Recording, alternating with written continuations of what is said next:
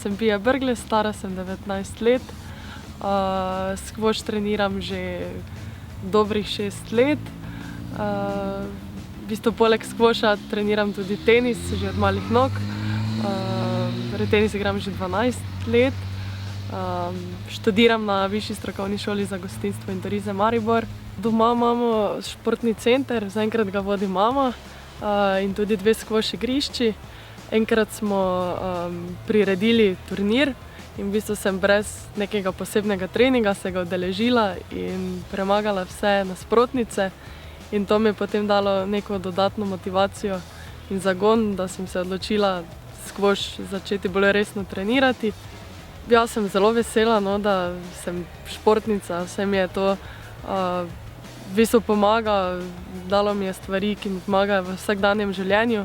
V bistvu s športom dobiš dosti organizacijskih stvari, občutka za čas, da znamo potem v bistvu študentje z študijem usklajevati šport.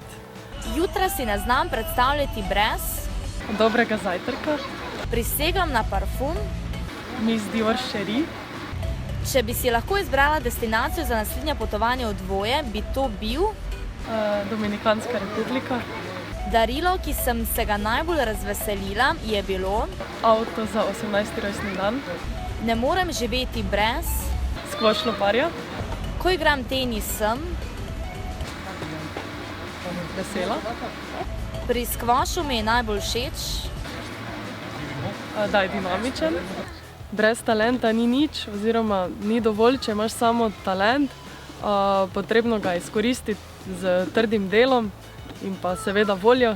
12 let že igram tenis, 6 let skvoš, kar pomeni, da imam že nekako 6 let 2 športa. Prej sem to skladovala z gimnazijo, sedaj s študijem.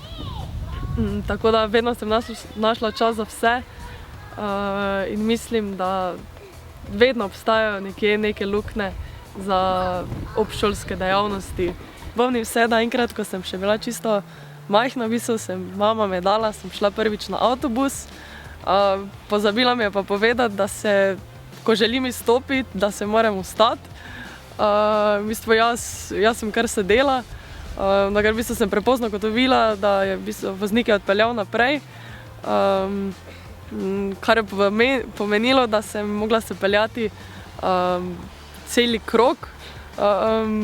V bistvu s tem to mi je vzelo zelo veliko časa, tako da sem na trening sploh mi ni uspelo priti. Trenerju sem potem naslednji dan povedala, kaj se je zgodilo. V bistvu soigralci vsi so se smejali, tako da ni bila velika tragedija, bilo je zanimivo.